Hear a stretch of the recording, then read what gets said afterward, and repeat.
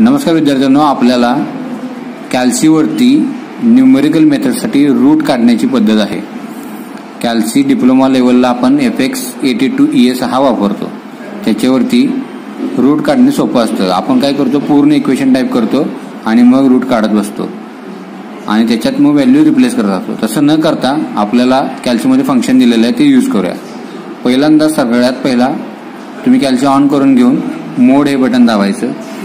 मोड button दाबल्यानंतर 3 नंबरला इथं दाखवते बघा टेबल, हा 3 नंबर सिलेक्ट करायचा आणि 3 नंबर सिलेक्ट केल्यानंतर असं f(x) तुमचं इक्वेशन तयार होईल.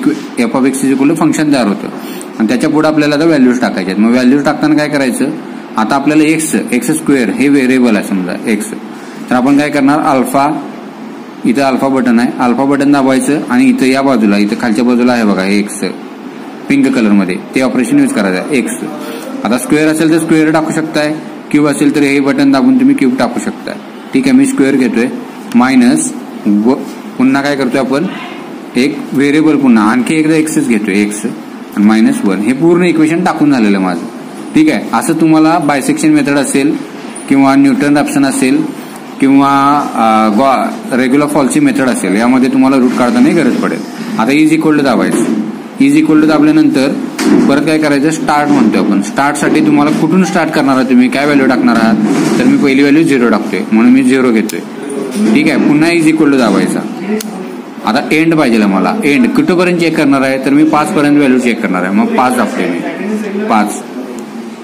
पुन्हा इज इक्वल टू दाबायचं. आता हे स्टेप विचारते किती स्टेप मध्ये पाहिजे, तर मी 1च ठेवतोय म्हणून मी पुन्हा काय करतोय, मी चेंज करत नाही, इज इक्वल टू बटन दाबतोय, इज इक्वल टू बटन दाबलं.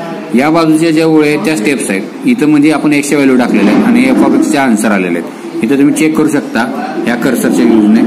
हे बघा, हे 0 ठेवले, हे 0 आहे, खाली घेतल्यानंतर 0 दिसते का, 0 साठी तुम्हाला व्हॅल्यू मिळाले, 0 साठी व्हॅल्यू मिळाली -1, इथं -1 आलाय.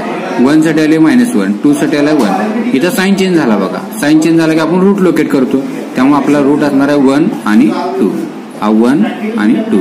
खालच्या व्हॅल्यूची काही गरज नाही आपल्याला, खालच्या प्लस मध्ये आलेले आहेत पण आपण ते घेणार नाही, आपण जिथं साईन चेंज होतो तिथलेच लोकेट करतो. हे फक्त तुम्हाला काय करायचं, बोर्ड एक्झामला लिहित असताना पेपरमध्ये डायरेक्ट इक्वेशन मध्ये किमती पुट करून लिहायचं. डायरेक्ट लिहिलं तरी चालू शकतं, तुम्हाला पैकी मार्क मिळतात. Okay, thank you.